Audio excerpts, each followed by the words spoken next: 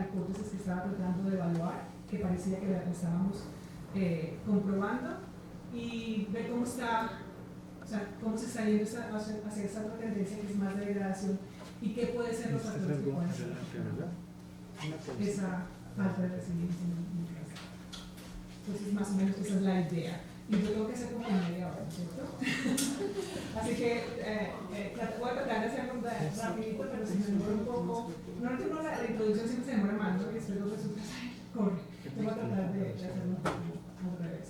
Entonces, como les decía, soy geógrafa. Esa es mi aproximación al problema. Entonces, son estudios un poco a nivel regional, pero que se basan con sistemas de estudios de caso. Entonces, siempre estamos trabajando como a multiescala. Pero tal vez lo más importante es que estamos tratando de ver cómo los cambios de cobertura del paisaje, de uso, o sea, lo que la gente está haciendo en esos paisajes, afecta, bueno, ¿cómo los podemos estudiar? O sea, ¿cómo se pueden evaluar, monitorear? Y la idea es que, pues, si vamos a hablar de paisajes, son sistemas que tenemos que estudiar de una manera interdisciplinaria, no son solamente ecológicos, no son solamente espaciales, no son solamente sociales. Pero si vamos a tratar de entender esas dinámicas, tenemos que tratar de entender por lo menos esas dimensiones. Entonces, el enfoque de este sistema de sistemas tiene que ver con teleacoplamiento entre regiones, por ejemplo. Entonces, tratar de encontrar cómo se conectan las regiones unas a otras y cómo estos afectan esos patrones y procesos de cambio. Y tratar de encontrar también las interacciones que existen de pronto en áreas que nosotros podemos caracterizar claramente entre urbanas y rurales. Pero nos enfocamos en transiciones de cambio, deforestación, regeneración, urbanización. Entonces, este sistema de paisaje trata de evaluar ese tipo de transiciones a gran escala, que son las que más o menos nosotros estamos acostumbrados.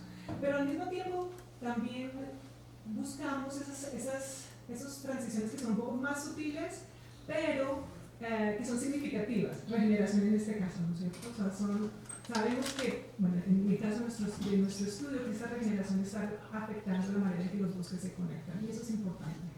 Pero obviamente la regeneración no es tan clara como la deforestación en el Amazonas, ¿no es cierto? En el área.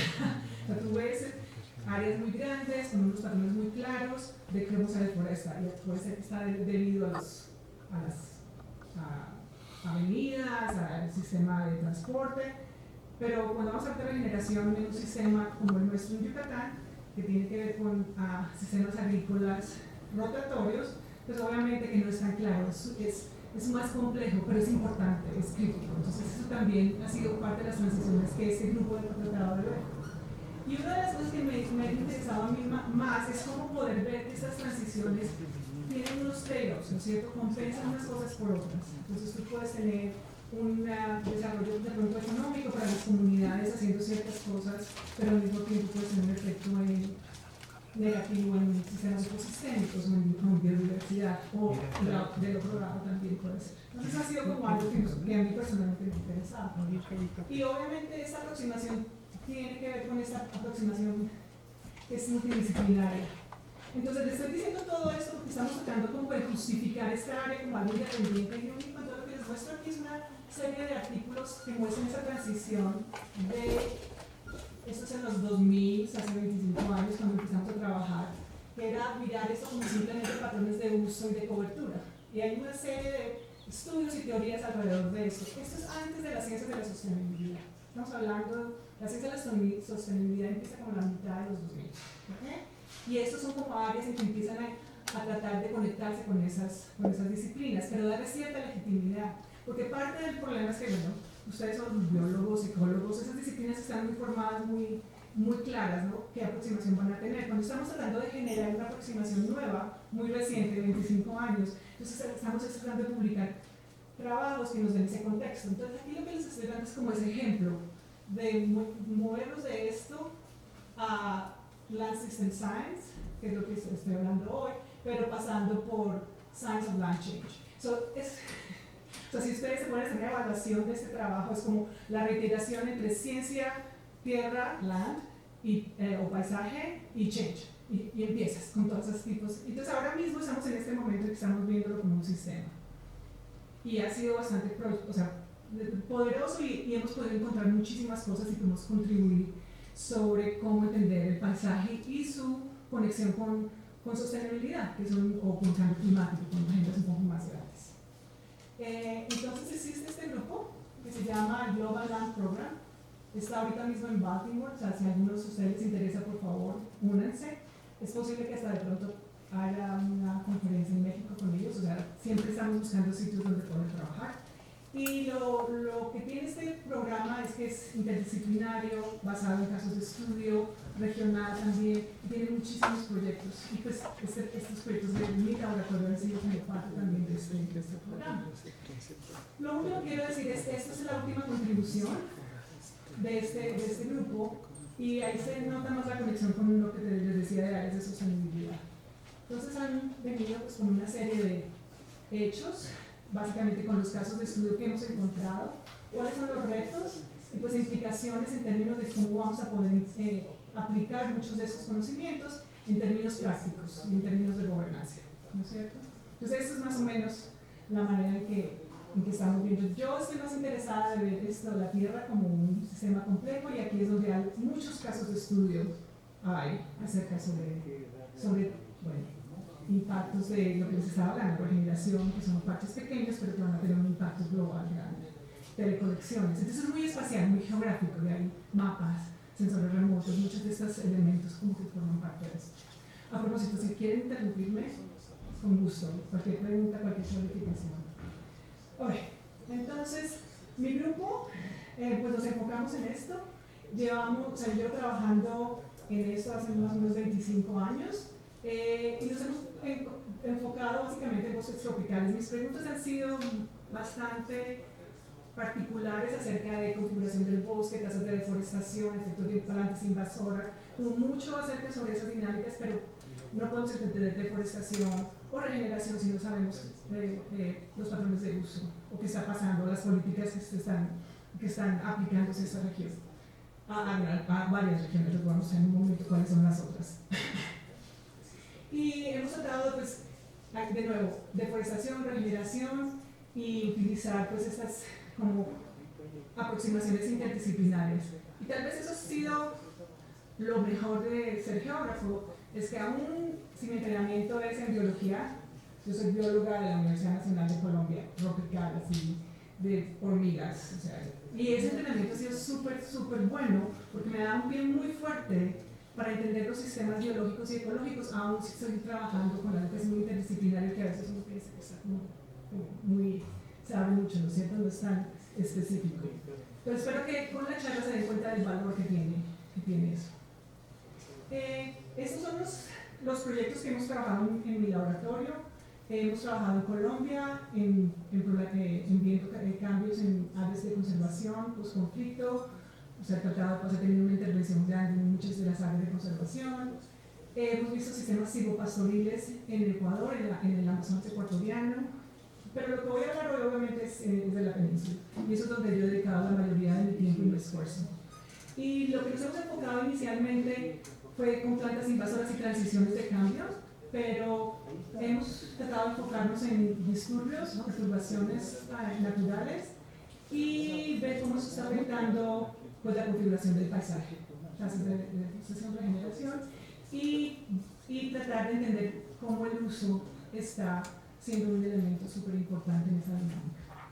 Y lo que les voy a hablar hoy es sobre esta regeneración, y pues ya les hablo un poco sobre esta dualidad de degradación-resiliencia que estoy tratando de desempacar.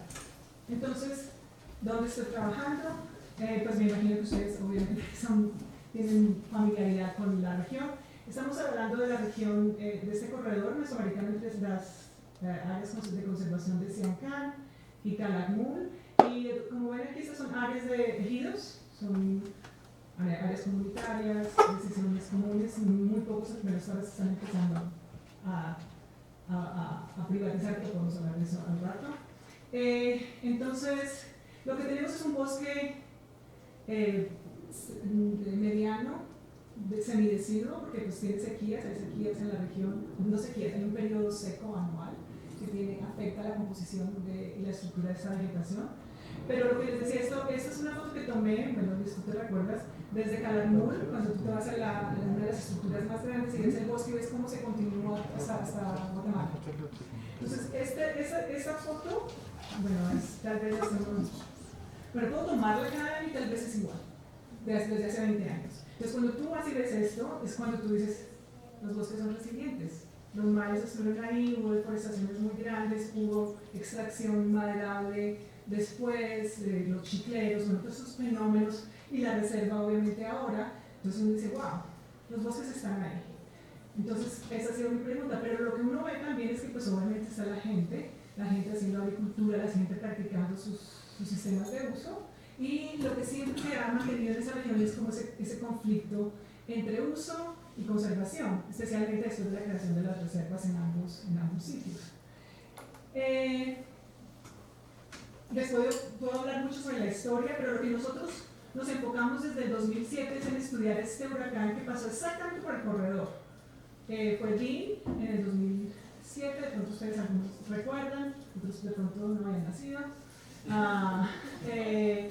Y eso fue categoría 5, y pues sí tuvo un gran efecto. Entonces lo que nosotros tratamos de hacer es, bueno, llevamos trabajando en este sistema, vamos a ver qué efecto tienen los disturbios de viento en estos bosques, y en eso es lo que nos enfocamos por unos más o menos 10 años.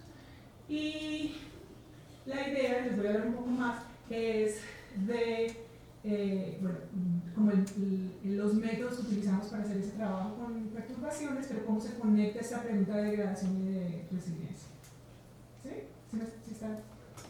Tratando de ir rápido, y a veces pienso que obvio ciertas cosas. Bueno, una cosa que es interesantísima en la región es que obviamente han habido diferentes como ondas de cambio, ¿no es cierto? No son todas las mismas, el cambio no siempre es el mismo. O sea, cuando yo empecé a trabajar en la región en el 98, el efecto, por ejemplo, de pagos por sistemas de ecosistemas estaba empezando hasta ahora. Y eso estaba generando una diferente perspectiva dentro de los agricultores en esos ejidos. Antes de eso, voy a los 70, con Echavarría, eran programas de deforestación, era acumulación de tierras, milpas de 200, 300 hectáreas. Muy diferente. Y la presencia de las reservas pues, ha generado también políticas y narrativas de conservación que han sido súper importantes para la región. Entonces, esa dinámica entre, bueno, hay gente que vive ahí, que ha vivido ahí desde la revolución, ¿no es cierto? Que han manejado estas áreas, y parte de esas áreas que se transforman en áreas de conservación. No conozco muy bien de Siancán, pero en Calakmul muchas de estas áreas eran áreas forestales de ejidos, que se les dieron a las reservas. Entonces es como muy interesante ver cómo todas estas diferentes políticas que entran y salen van afectando esta configuración de bosques, tasas de deforestación, calidad del bosque, y pues obviamente siempre vienen unas nuevas, ¿no es cierto? Entonces ahora mismo estamos en esta transición con nuevos programas de desarrollo, ¿no? El Tren Maya, que es bastante público, que es bastante notado en todos, va a tener un efecto obviamente en la región. Sembrando Vida, una política pública agrícola a nivel más de agricultor, va a tener un efecto. Entonces la idea es para nosotros como seguir continuando con eso, y les voy a mostrar un poco el trabajo que mi estudiante que está sentado está haciendo con respecto a estas nuevas transiciones. Okay.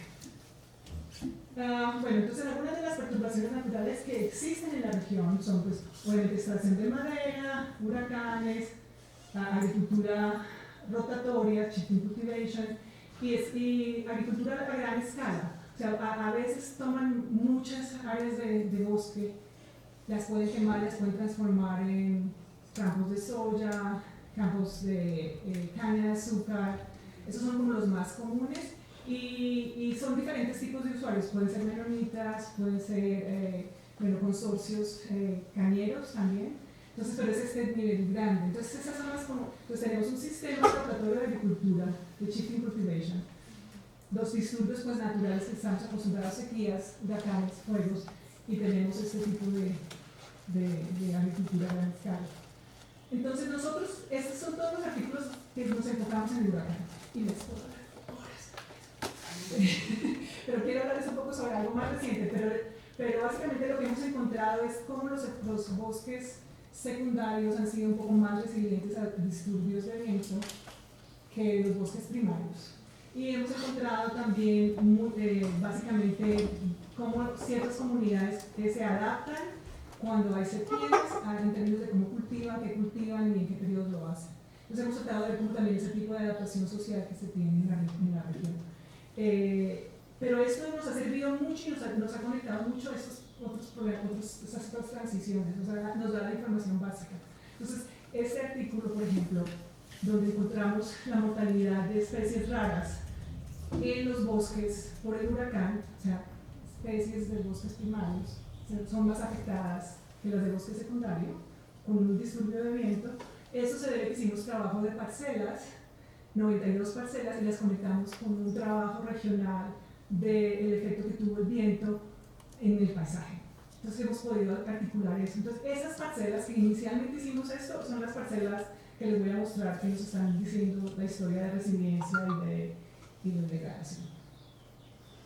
Entonces voy a hablarles de este artículo que sacamos con mi estudiante, que ahora es profesora en la Universidad de California en Northridge, y les voy a hablar un poquito de los métodos que usamos, de los resultados. Me parece que es muy interesante, es muy retador trabajar en este tipo de mapeo de regeneración, y pues obviamente quisiera ver sus, pues lo que ustedes piensen. Voy a ponerme más como aquí. Okay. Entonces, la idea es, bueno, ella es Alana, ella es con la que hicimos el trabajo, es un artículo que hicimos el año pasado, y lo que les voy a mostrar es cómo estos patrones de regeneración de bosques están configurados, cómo es el patrón en la región, cómo están asociados con ciertas prácticas, y tal vez lo que quisiera es conectarlo con esta discusión que de pronto algunos de ustedes en el auditorio están familiarizados, que tiene que ver con lo que se llama división del territorio o división de la tierra, o compartirlo, multiuso, land sharing, land sparing. Y es creo que en muchas de las conferencias, en muchos ecólogos y personas que no son más en áreas sociales van a tener este tipo de discusión. Y entonces la idea, bueno, les voy a mostrar este slide explica más o menos cuál es la idea de este tipo de manejo a nivel, puede ser regional o global, pero la idea es que si tú minimizas multiusos, de pronto puedes dedicar parte del territorio, ¿no es cierto?, a un uso en particular, y eso va a generar mayor productividad y mayor conservación. Entonces, si tú mejoras esa productividad, este sistema va a ser más eficiente que si tienes un multiuso que de pronto ni uno ni la otra. Pues esa es la crítica, ¿no? Yo pienso que pues, y la una y la otra, se dan ambas, ¿no es cierto? Entonces, o sea, ahí es donde viene un poco la discusión. Pues para ustedes, yo creo que muchos conociendo la región, saben que si tenemos un sistema donde la mayoría de la gente está haciendo agricultura rotatoria, shifting cultivation, es obvio que es un sistema multiuso, ¿no es cierto? Ahí es donde nos vamos. Pero les mostré hace poco que también existe, especialmente en el corredor. Yo estoy hablando de este corredor, no de la parte cerca de Calakmul, no de Yucatán, no de Guatemala, este corredor. Vemos un incremento en actividades agrícolas de la gran escala, que podrían de pronto justificar, bueno, vamos en sparing, dividándolo. Estas personas pueden ser muy productivas y se ven áreas más grandes de producción de soya o de caña, y de pronto eso va a funcionar. Entonces, en la región aún sí estamos como muy intuitivamente pensando que desde este multiuso, la parte de sparing o de división también puede ser como algo que esté sucediendo. Y eso es lo que queríamos evaluar en este artículo, básicamente. Entonces, lo primero que hicimos pues es cómo se mapea la regeneración. Y pues es un reto. O sea, la verdad que ha sido complicado. Obviamente ustedes saben que estas parcelas una persona puede cultivar 1 o 2 años y dejarla por 5 o 6 años, y en términos de biomasa puede ser muy rápida. Entonces se puede saturar en términos de sensores remotos en 5 o 6 años, y puede ser similar como la señal de los sensores remotos a un bosque un poquito más viejo. Pero eso es por el sistema que estamos usando para medirlo. Pero la idea es cómo podemos mirar esos parches pequeños de nuevo, 3, 4, 5 hectáreas. No estamos hablando de muchas hectáreas de nuevo, y cómo están cambiando a través del tiempo. Entonces lo que hicimos, lo que Elena, doctora Reyes, hizo básicamente fue usar estos composites de Landsat, imágenes de satélite, y ahora con el Google Earth Engine, Everything, todo está ahí. Es complicado, mi estudiante me mira y yo puedo decir, eso no es tan fácil. Es más complicado de lo que usted cree. Pero bueno, no era como cuando uno empezó, o sea, hace 20 años uno trabajaba con imágenes de satélite y era todo un proceso, y ahora es como, la base de datos está ya en el archivo, ya bájela y listo. Entonces, pero buscamos imágenes limpias, sin nubes, lo mejor las corregimos espectralmente. Entre el 2000 y el 2020 hicimos un análisis de segmentación, que les voy a hablar un poquito de eso en un momentito, y el análisis espacial. Entonces, básicamente las imágenes, bosque no bosque y análisis de fragmentación. ¿Okay? Y lo que hicimos con este análisis con el análisis de segmentación, que es muy interesante, por lo que nuestros paisajes, lo que les estaba diciendo, son áreas muy chicas, que están en diferentes tipos de texturas desde el punto de vista espectral. Entonces, este tipo de análisis de segmentación lo que me permite es que yo puedo generar como polígonos que tengan valores espectrales muy similares y puedo crear una cobertura a través de eso. Y lo que puedo hacer es que puedo separar áreas que son muy contrastantes la una de las otras, ¿no es cierto? Y puedo tener bosque que están muy lejos en términos espaciales. Entonces, normalmente cuando tú trabajas con sistemas de sensores remotos en clasificación, es siempre muy conectado a el valor que está más cerca de ti se parece al que está más cerca de ti. Y lo que hace segmentación es que dice, no, hay estos bloques. Y eso es lo que hicimos. Obviamente hay que hacer cada trabajo de campo y al final se utilizan los sistemas más clásicos de clasificación, pero la creación de estos segmentos yo creo que es súper crítico. Y eso lo hemos utilizado, por ejemplo, en Ecuador con sistemas silvopastoriles, que es aún más complicado, ¿no? Porque es un árbol en medio de un pasto. Y han sido bastante, nos ha servido mucho. Entonces hicimos esto, y lo que hicimos básicamente es generar este tipo de dinámicas, y ahí es donde, pues obviamente, está la regeneración. Pues ya no es más deforestación de un año a otro, pero es como los píxeles cambian de bosque no bosque del 2000 al 2020 en estos periodos. Y lo que hicimos fue crear como este tipo de topología donde tenemos una regeneración que es permanente, o sea, bosque no bosque en el 2000, que se volvió bosque en el 2007 y ha permanecido, ¿no es cierto? Y aquí hay varias pues, secuencias. Y lo más importante de este análisis es cómo clasificas bosque y no bosque. Aquí decía Sedmen, el Sedmen es entre 90 y 95%. La verdad era que nosotros no íbamos a tener un píxel que no fuera bosque dentro del análisis porque podría cambiarlo. Entonces estamos de pronto estimando cantidades de bosque que son un poco menor para evitar problemas de confusión. ¿Sí hace sentido? Entonces hicimos esto y de nuevo hicimos este análisis espacial morfológico y trabajamos en comunidades y ahora les voy a mostrar los resultados. Y esto es un paquete estadístico que se llama MSPA que te genera pues qué tanto bloques de bosque tiene, los límites, las perforaciones, las islas, entonces te da una idea de la configuración del paisaje y eso te permite pues correlacionarlo con estos patrones nuevos de regeneración. Y eso es lo que queríamos como ver en el trabajo. Entonces, estos son parte de los resultados. Entonces, trabajamos con estas comunidades. Entonces, este es un mapa de cambio de bosque, deforestación en rojo, regeneración en verde, del 2010 al 2022. Obviamente, nuestra base en línea fue el 2010. Entonces, pues si miran la región, pues ustedes se dan cuenta que no es lo mismo, ¿no es cierto? O sea, aún si yo estoy viendo el corredor, no todo el corredor tiene el mismo patrón de deforestación o de regeneración. Entonces tenemos estas áreas de Colpechén, que son las áreas norte, está la reserva, estos son los ejidos alrededor de la reserva, esta es la división entre Campeche y Quintana Roo, y esos tres son áreas de Quintana Roo.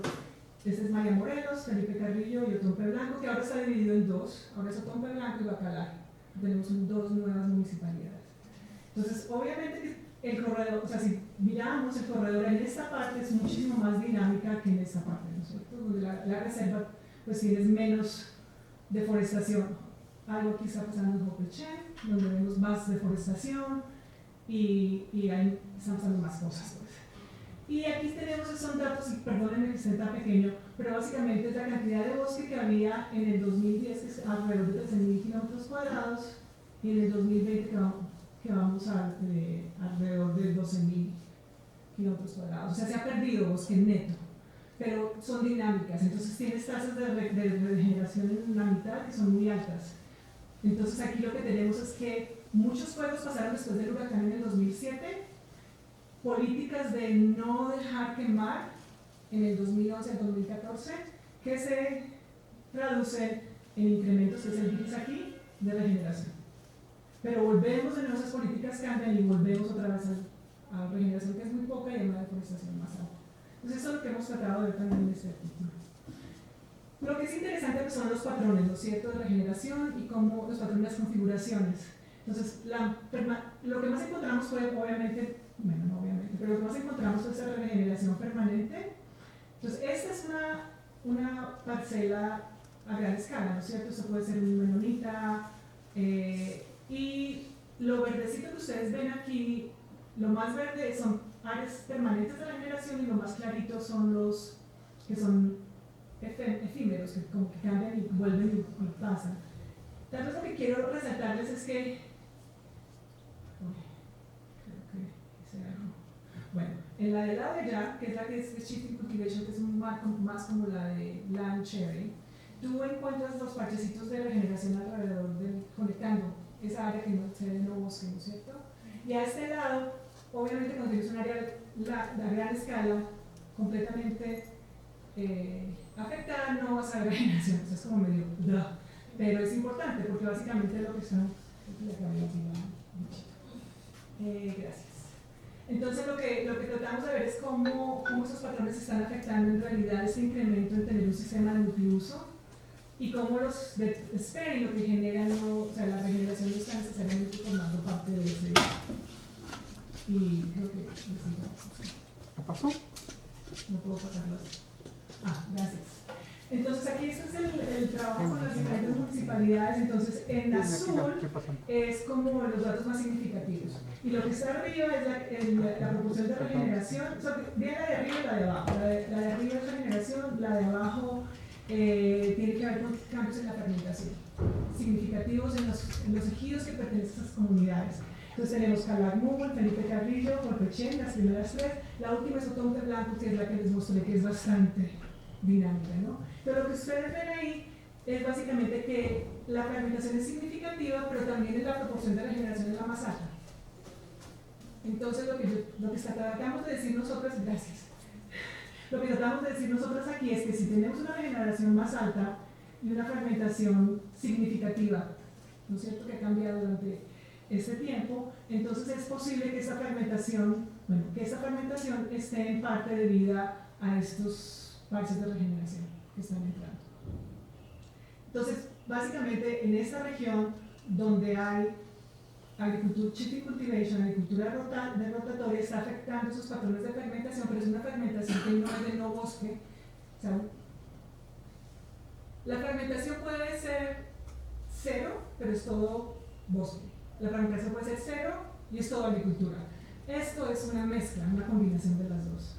Y lo que estamos viendo es que aquí es mucho más parche que en Colpechén, donde vemos más áreas afectadas, o menos, como las que se ven en María Morelos, o en Felipe Carrillo, o en Calakmul. Entonces, es como tratar de mostrar que estos tipos de uso no son necesariamente bosque que se está acabando, también esta regeneración natural, porque natural porque son áreas de bosque que se dejan, están siendo parte y están contribuyendo a esa conectividad del paisaje. ¿Sí? Bueno, entonces estos son más o menos los resultados que tuvimos. Entonces al final lo que vemos es que cuando uno mira, por ejemplo, las áreas que son más grandes, donde están áreas grandes de agrícolas, si tuviéramos un sistema de sparing, lo que tú preverías es que si hay áreas que se están degradando, otras áreas deben estarse generando, continuas, y además a largo plazo. ¿No es cierto? Las personas que están cultivando no tienen por qué estar pensando si la reserva va a tener más áreas de conservación o no. Ellos están haciendo su práctica. Entonces, en un sistema de sparing, que es el que idealizan muchos de estas personas, es no, eso va a pasar porque pues la demanda se va a enfocar en esas áreas y las áreas alrededor de la conservación se van a incrementar. Pero nosotros no encontramos eso. O sea, lo que encontramos fue este incremento de áreas de bosque secundario dentro de estos parches. Y es importante, es significativo. Entonces es como, bueno, si, pues ahí es donde yo pensaba que podíamos tener una discusión interesante si hablábamos de Sembrando Vida o del Tren Maya, es cómo de pronto estas actividades de desarrollo van a tener un efecto de pronto hasta, bueno, contradictorio, ¿no? El tren de pronto va a generar más gran escala o sea, bosques que se van a deforestar en grandes áreas, y Sembrando Vida de pronto va a generar un poco más esto de multiuso. Entonces es donde, pero van a haber momentos en que pueden estar pasando en realidad en los mismos sitios. Entonces era como un poco ver cómo este tipo de análisis nos pueden ayudar un poco a entender cuáles podrían ser esos efectos de estos programas ahora, pero en términos paisajistas, en términos de configuración. No solamente es que se va a romper el bosque o es que se va a regenerar, pero es cómo se va a regenerar, dónde se va a regenerar, en qué espacio se va a pasar. Entonces esto era lo que quería discutir un poco, cómo estos van a afectar estos patrones de regeneración, pero lo que más, bueno, como ya les dije, lo que más nos interesó, los dos pues, que vimos y fue interesante en este artículo, fue ver cómo en realidad no ese landscape approach tiene que ser demasiado organizado para que funcione, no va a ser algo que espontáneamente suceda. De pronto el multiuso es algo que en términos de gobernanza de pronto se da más. Entonces aquí vemos las mismas comunidades y aquí estos son los ejidos que están participando en Sembrando Vida y ese es el tren. Entonces ustedes ya ven, o sea, lo que les decía, no son correlaciones de proyectos a veces. Entonces ahora, ¿cuál va a ser el efecto si tienes estos dos? Y esto es lo que mi estudiante Leonardo está estudiando. O sea, él está tratando de ver cómo Sembrando Vida va a poder afectar este proceso de regeneración, ¿no es cierto?, dentro del sistema, pero con base en toda esta historia que les he contado y poder mapear con sus sensores remotos lo de degradación. Si me dan 5 minutos les puedo contar la última historia, ¿sí? Porque es la con la que estoy como más interesada. ¿Voy muy rápido? Ah, ok. Ok, listo. Bueno, les voy a contar. Entonces, ese es el trabajo que hicimos mirando el efecto del huracán Dean en el 2007 y cómo afectó la región. Entonces, básicamente lo que ven aquí es las áreas rojas son áreas donde la vegetación tuvo un daño bastante alto por el huracán, y las áreas verdes son menores. Entonces, básicamente, cuando uno ve, este es el huracán, y ve la península, pues obviamente que los parches rojos no son homogéneos, no se van a través de toda la región, varían. Entonces, el trabajo original que nosotros hicimos, bueno, ¿qué causa esa variabilidad en el daño? Entonces, generamos estas parcelas, que se los pueden ver estos punticos. Hicimos 92 parcelas, originalmente de 250 metros por 250 metros, para ver el efecto de daño en el bosque. Y de esas 200 por 250, tomamos parcelas más chicas de 0.05 hectáreas y miramos a nivel de planta el tipo de daño, la composición y la estructura de esas parcelas. Empezamos con esas 91. De esas 91, tomamos 28 y las hemos venido monitoreando desde ese momento para ver cómo se recuperaba. Entonces hemos medido DBH, biomasa, composición, estructura. Entonces lo que encontramos originalmente con esas 93 es lo que les decía antes, que las especies secundarias son más resilientes a perturbaciones de este tipo que especies un poco menos, más raras. ¿A qué me refiero con esas especies más raras? Son como los chicos zapotes, que no son tan comunes aún siendo un sitio. Bueno, no chicos zapotes, sí, chicos zapotes. Entonces, los que sacas caucho, ¿no es cierto? Goma. Ellos no, eran muy comunes, pero ahora no son tan comunes. Y eso les dio muy duro el huracán. No se van a crecer, no van a recuperar ni van a crecer muy rápido. Pero un chacá rojo, esos son relativamente, crecen rápido, caen. Y entonces eso fue lo que encontramos con esas parcelas. Ahora estamos tratando de analizar las 28 y mirar cómo ha cambiado la biomasa, la composición a través del tiempo. Entonces, la hipótesis original, y eso es lo que he venido trabajando esta estancia, era que deberíamos tener esa recuperación grande en nivel de bosque. O sea, lo que les voy a mostrar muy rapidito No pude hablar. Cuando uno trata de modelar bosque secundario, los últimos trabajos lo que han mostrado es que si tú quieres predecir la trayectoria de sucesión en un bosque secundario, si tienes bosques que son de pronto no mucho bosque, verde, o mucho bosque, la probabilidad de predecir esa sucesión es más alta. O sea, en términos de modelado. Pero si tienes bosque que es muy fragmentado, que es intermedio, que les puedo decir que esta es nuestra región, la probabilidad de predicción es muy baja. Y pues esto es lo que estamos viendo con nuestros datos, y ese es trabajo de sus colegas Víctor Arroyo en Mérida. Y este otro trabajo donde muestra que para evaluar cómo los bosques se recuperan hay que tener ese tipo de aproximación que es multidimensional, son varios características del bosque que no son solamente las especies o la biomasa, que son los suelos, es la configuración espacial, y eso es lo que nos explica cuáles son los patrones de regeneración a largo plazo, y eso se basa con datos que tienen en diferentes áreas, en parcelas alrededor del mundo, pero estas son en el neotrópico, pero son parcelas donde son áreas protegidas o tienen cronosecuencias. Nuestro trabajo ha sido en áreas donde la gente está, donde la gente cultiva, donde hay todos estos procesos que les he dicho. Con esto, entonces lo que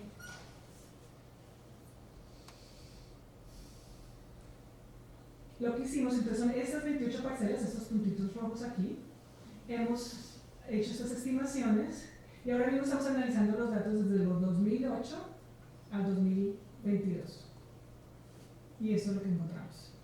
Entonces, lo primero que hay que ver, entonces, esto es biomasa, toneladas por hectárea en el 2009 al 2022.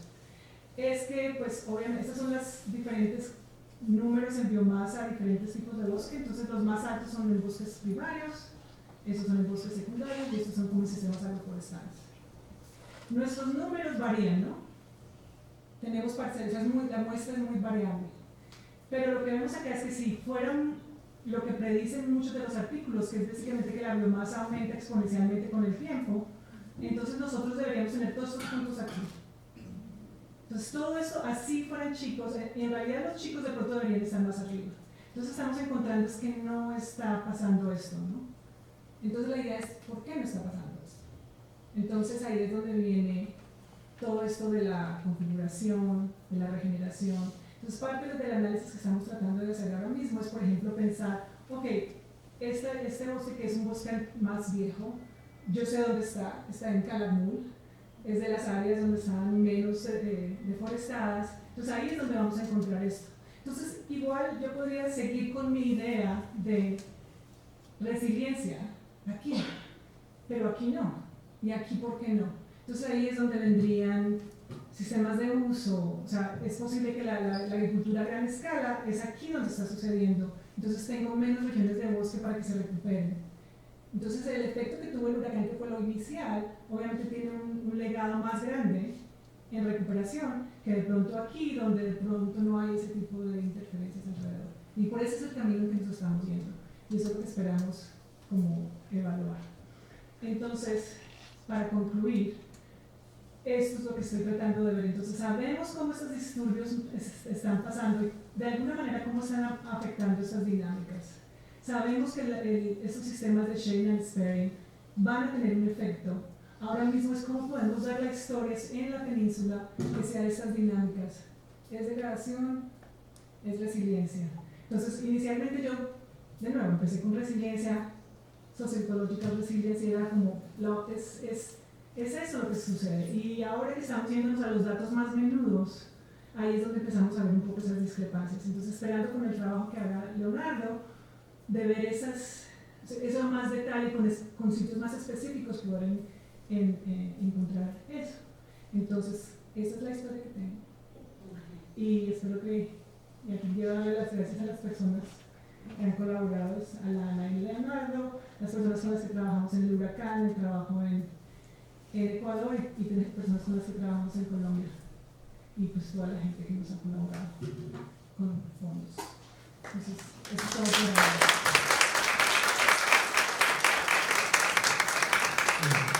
Tiempo para preguntas.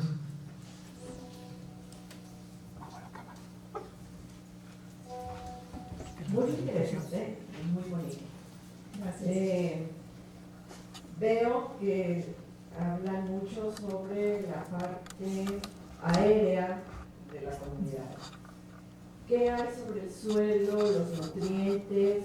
¿No sería eso una de las causas por las cuales la gente va tirando y haciendo más campos de cultivo, sean mixtos o no? Porque creo que eso también es muy importante. Y la biomasa en esas comunidades está en el grueso de la vegetación, los árboles, etc. Entonces aquí pues toda esta alteración pues sí tiene que ver mucho con el suelo, y entonces a futuro ¿qué va a pasar entre Tren Maya y no Tren Maya? Pero podríamos quedarnos en esos bosques. Pues uno de los trabajos que hicimos con una colaboradora de valores y es de la Universidad de Virginia, entonces lo que hicimos fue mirar fósforo en los suelos en diferentes edades de milpa, y si pues como el fósforo es más fijo, ¿no? Entonces va hacia abajo, o sea, la idea, ¿no? Si haces más milpa y si cultivas más, vas a tener menos fósforo, no vas a poder cultivar ya. Y lo que encontramos es que hay en realidad, y súper interesante también, estas tormentas que mueven nutrientes a nivel más pues, planetario, y que tenían una influencia en la cantidad de fósforo que entraba a la región, y el reciclaje con la quema. Entonces mucho de eso generaba sistemas un poquito que a más largo plazo se podían mantener. Pues como son sistemas rotatorios, entonces tú puedes dejar el sistema que se recupere. Cuando tienes a gran escala, te toca meterle cosas, exacto. Todos estos insumos, y ahí ya es ya es distinto, ya cambias radicalmente pues, los suelos. Pero tiene muchísima razón, esos suelos no son suelos de cultivo, son suelos cársticos, son muy delgados, no son muy ricos en nutrientes, y por eso es que el shifting de la tumba o se quema domina, sobre todo cuando tienes parcelas más chicas. Nosotros hicimos el trabajo con suelos también, y la verdad es que es una de esas variables que podemos como más o menos utilizar. Bueno, esa es de textura, la verdad, pero era más o menos homogéneo, o sea, podemos decir, bueno, más o menos son lo mismo, y el efecto, o sea, como qué tanta esa variable podría afectar la recuperación, pues eso sería lo que tendríamos que evaluar, pero sí tienes razón. Gracias. Muchas gracias, muy bonito acá. Gracias. Bueno, hay muchas cosas pero vamos a abrir de una, que es respecto a la regeneración, ¿no? Me parece súper interesante porque, de hecho, justo el año pasado hicimos una revisión en esta zona de los distintos trabajos, de los distintos procesos, ¿no? Y lo que dominaba claramente era la deforestación, ¿no? O sea, como que lo más estudiado era la deforestación, luego un poco la degradación, y de regeneración justo había pocos trabajos. Y un poco lo relacionábamos también a lo complicado que es de regeneración, ¿no? Y más a estas escalas, ¿no? Cuando usamos este tipo de herramientas. Entonces, por ahí va mi pregunta, ¿no? O sea, ¿qué tan complicado, ¿no? Lo pasaste súper rápido, pero pensando sobre todo en los tiempos de la regeneración y cómo se va viendo esos tiempos de la regeneración en las imágenes, ¿no? O sea, pensando si lo que primero tenemos, no sé, es el sotobosque, ¿no? Y después empezamos en este proceso de la sucesión. Eso, ¿qué tanto lo podemos ver en esta escala con estas herramientas? Pues ahí va mi pregunta. Sí, y tienes razón. Bueno, nosotros iniciamos los métodos con base en un trabajo que hicieron Naomi Schwartz. Ella trabaja en el Amazonas peruano.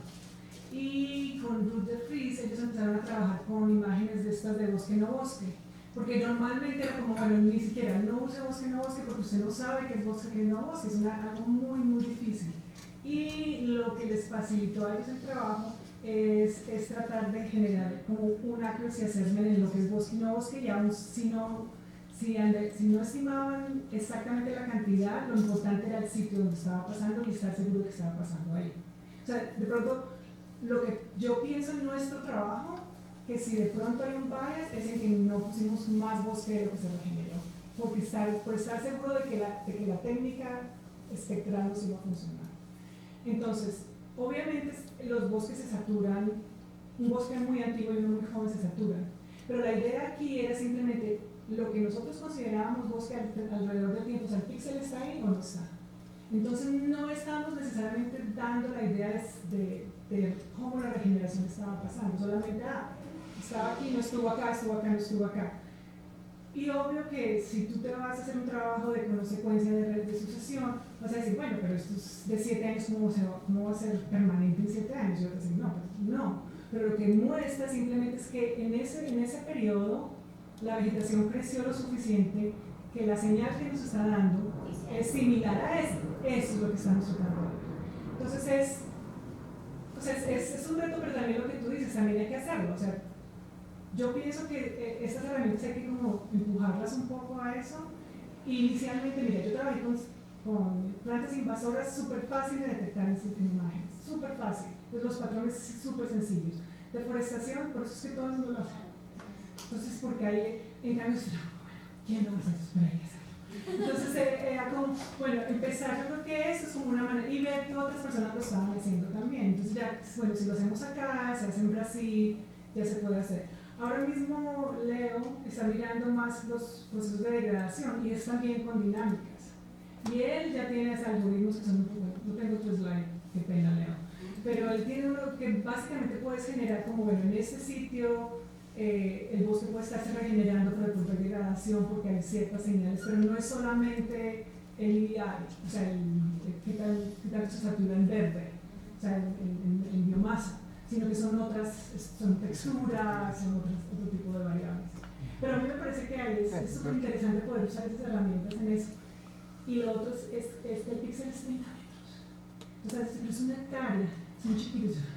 Sí, pero bueno, tratemos, o sea, miremos a ver cuáles son los patrones que se dan. Y eso ha sido súper, Sí, nos costó trabajo con los evaluadores mostrarles el valor. O sea, fuimos bastante necias en decirles, mire, tiene valor, por lo menos para empezar como a ver cómo se usan estas técnicas. Se puede ver el artículo con muchísimo gusto y hablar más de eso.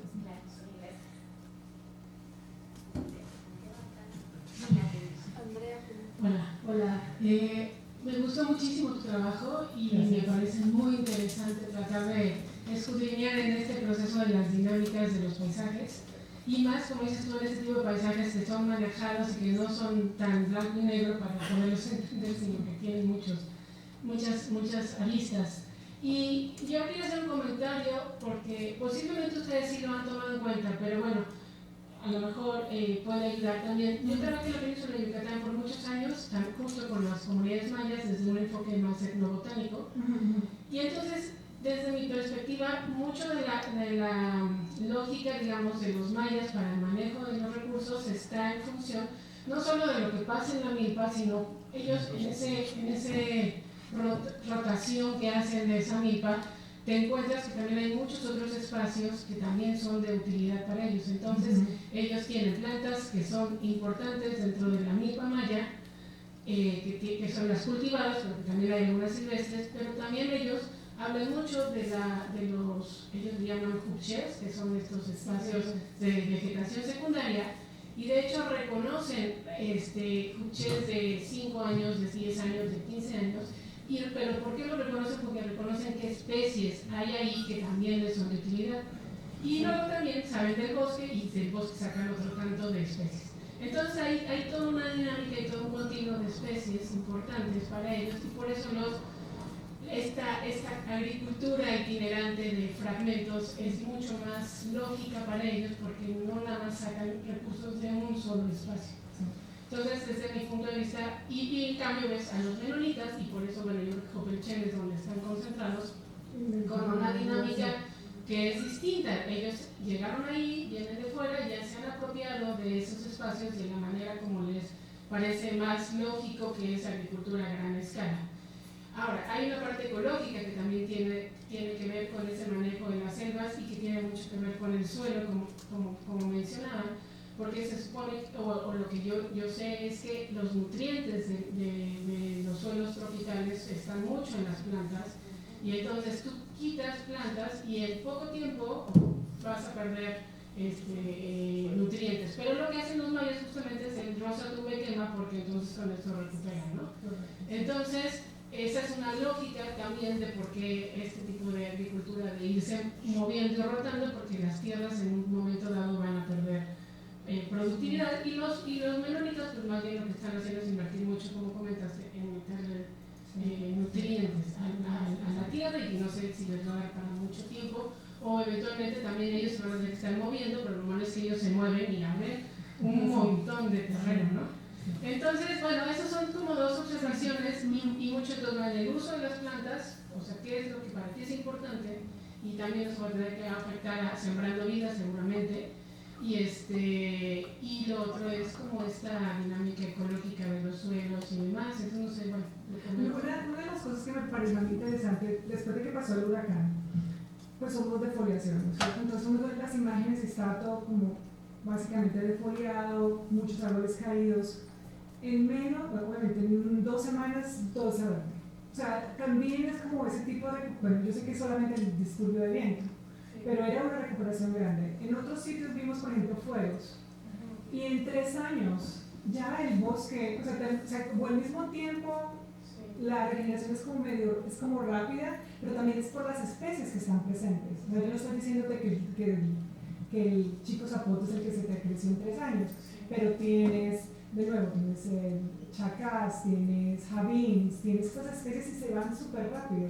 Entonces al mismo tiempo decía, bueno, pues eso en cierta manera, bueno, obviamente muy funcional, que es biomasa, es súper, ¿no? Es como, wow, les costó 6 años y ya está así, pero al mismo tiempo yo creo que la idea es mirar estos tipos de composición, y lo que tú dices es muy cierto, o sea, en las comunidades que trabajamos no son mayas todos, hay mucha gente de muchos sitios, vienen de Chiapas, vienen de Tabasco, o sea, no son solo, y aún ellos vienen con sus prácticas de milpa, no vienen necesariamente con prácticas agrarias a pastos, por ejemplo, que ellos vienen con eso. Entonces, esas son las prácticas como que entran, entonces como al mismo tiempo como ver, bueno, como que vos puedes hacerlo, pero ¿cuál es la calidad de eso? Y en eso es lo que como Leo yo no estaba discutiendo mucho, porque yo era, no es que son pacientes, pero ¿por qué estos datos? Y es, bueno, pero bueno, hay que mirar, yo creo que ahí es parte donde el ser biólogo,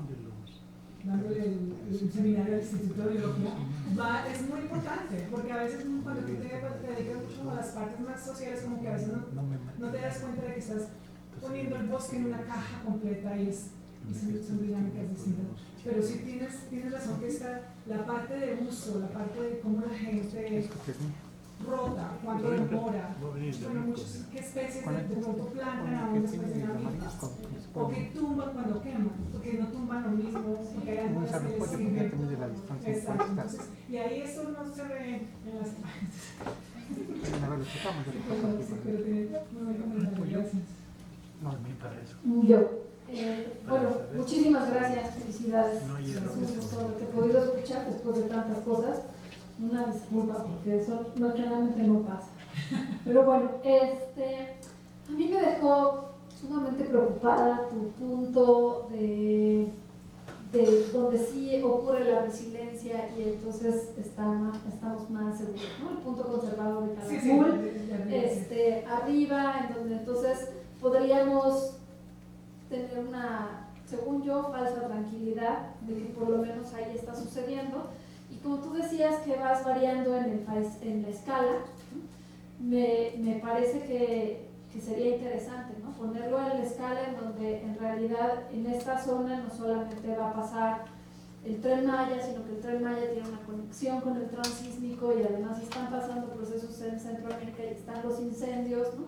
Entonces en realidad pues tenemos toda esta onda de los límites planetarios, los últimos 10 años en los que el planeta lo podemos seguir usando así, ¿no? Entonces, como que estamos en el límite, creo, de que esas áreas realmente sigan teniendo la resiliencia, o eso nos han dicho, ¿no? A otra escala. Y sí me preocupa porque seguramente eso pierde no solamente conexión, sino que necesita migración, necesita procesos alrededor. Y me parece que para que podamos decir que realmente ahí está ocurriendo bien la resiliencia y todo, deberíamos de verla como una redundancia, ¿no? O sea, ese punto que va finalmente solo, mientras que los otros... Ajá, siento que la parte de abajo de la gráfica finalmente hay una redundancia y entonces no está tan vulnerable como la parte de arriba, porque no sé, como en la escala del paisaje que siempre pensamos en la redundancia, y ahí justo quedó solo y teníamos eso, ¿no? Entonces, bueno, esa era... Sí, no, tienes razón, y es posible que hubiéramos hecho más parcelas, todas estarían localizadas más ahí. En cambio, las de abajo pueden ser que están localizadas como más regionalmente, más en todos lados. Una cosa que me hizo pensar lo que estás diciendo, por ejemplo, de estos nuevos proyectos de desarrollo, es que la región en realidad siempre ha estado expuesta a muchas de estas cosas. Y yo entiendo que hay ciertos programas que llaman mucho la atención, eso es normal en todos los países latinoamericanos. Y ahora mismo, yo sé que el tren tiene pues, una misión, bueno, va a cambiar radicalmente sitios, pero la reserva está desde los 80. Las vías las están recuperando anualmente. Yo nunca he ido a la región sin que no haya una tractomula echando pavimento y arreglando vías. Nunca. Yo sé que obviamente el proyecto es como algo que agregas más. Y a mí me parece que es como interesante, es como ver en términos de eso de resiliencia, es como es el legado. Porque es un proyecto que llega cuando hay un legado. Entonces no olvidarnos de ese legado, no es esto, ¿no? Es todo esto que viene pasando, ¿no es cierto? Es muchas cosas y por ejemplo el efecto de las reservas es súper positivo, ¿no? Si no estuvieran las reservas, y yo soy educada en mi geografía a pensar en sistemas que no son de conservación de reja, pero las reservas en este sitio han sido críticas para fuegos, para generar, para que las plantas se puedan reproducir, es el semillero, pues. Entonces eso es lo que hace tan interesante la región de alguna manera, es estas dinámicas entre cosas que uno a veces son muy intuitivas y todos nos vamos por ese lado y no, como que no está pasando en realidad. Pero tienes razón de esa idea de mirar esos límites, pero mirarlos con esa perspectiva, yo creo que histórica, y de pronto llegar a conclusiones como esa, bueno, la degradación, de pronto hay algo que no está degradado, que es resiliente, pues súper expuesto, ¿no es cierto? Pero hay otras que son, pero están ahí y van a seguir. O sea, eso sería súper interesante, súper interesante. Muchísimas gracias.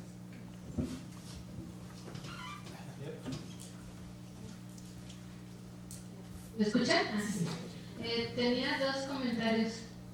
Bueno, yo estudié biología en Yucatán y una de las cosas que nos decían es que, justo relacionada al comentario, que por ejemplo cuando los pueblos son mayas originalmente, pues sí tienen un manejo bien distinto, ¿no?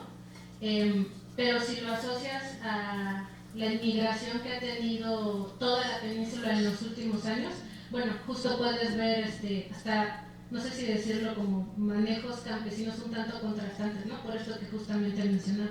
Entonces, pensando en estos patrones que mostró de deforestación y demás, se me haría, o bueno, pienso que quizá uno de los motivos podría ser justo eso, ¿no? Como la proporción de personas de ciertos orígenes étnicos, porque eso pues al final deriva, ¿no?, en distintos usos y costumbres, que podría dar luz de lo que, pues, de estos patrones.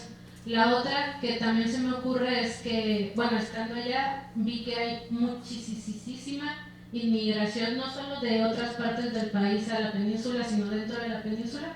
Entonces, por ejemplo, yo no sé si estas partes que estaban más cerca de Carrillo Puerto, creo, que quizá tienen menos deforestación o algo así, no sé si se deba a que justo mucha gente de esa zona migra hacia Playa del Carmen, Tulum y demás,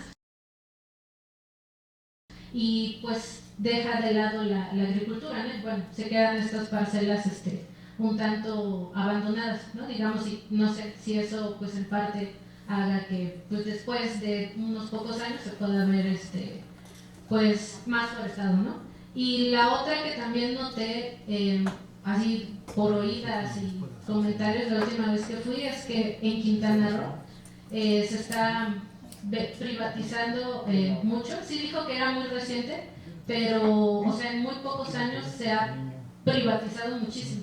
Entonces, también yo imagino que dentro de no tantos años, eso también va a ser algo que va a estar pues modificando este patrón, ¿no? O sea, porque literalmente vas y por un camino de terracería y ves un montón de espacios ya parcelizados en los últimos, no sé, 3 años, ¿no? A raíz de la pandemia.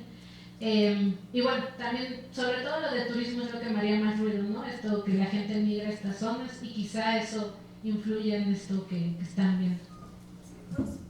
Dos comentarios pequeños. Entonces, lo de las comunidades de diferentes orígenes es importante, pero cuando vemos patrones de uso, por ejemplo, Procampo es más importante para determinar el patrón. Entonces, la gente normalmente sí se migra a los programas del gobierno, políticas públicas. Entonces, claro, tú dices, bueno, si son en Yucatán hacen esto, pero si tienes 10 parcelas, 10 hectáreas de milpa, de Procampo las hacen. Y normalmente es muy asociado a eso. Con respecto a lo del proceder, pues es algo que vamos a empezar a estudiar. Entonces tenemos un grupo que empezamos ahorita durante esta instancia, que para mí ha sido algo de lo muy positivo de estar acá, con la doctora Fernanda Figueroa, la doctora Mariana Munilla y con Luis. Y la idea es mirar las dinámicas territoriales de estos cambios de proceder, empezar a ver muchísimo más, porque esto procede que pasa en COVID. Yo llevo 25 años y procede lleva eso. No, o sea, yo fuimos en el 2000, no fue contigo, pero con mi contigo. Fuimos antes de COVID y nadie estaba hablando de parcelizarse. Nadie, o sea, estaba empezando como el ecoturismo más bueno, nos vamos con Bacalar estaba muy. Pero y ahora vamos con Leo y es procede. Entonces eso es súper interesante. Entonces, eso es lo que por ese lado nos estamos viendo. Entonces tus notas están alineadas con lo que estamos nosotros pensando. Sí, soy estudiante de Mariana. Ah, ¿tú eres estudiante de Mariana? Ay, órale. Exacto, ahí está. Ah, bueno, entonces vete. Hay mucho trabajo que hacer. Hay todas las cosas que hacer. Exacto. Bueno, muchísimas gracias por su paciencia y todo. Bueno, pues le agradecemos a la doctora Laura su presentación. Y los invitamos a la café para poder platicar con la zona. Lo que me dijo. Deja para el resto.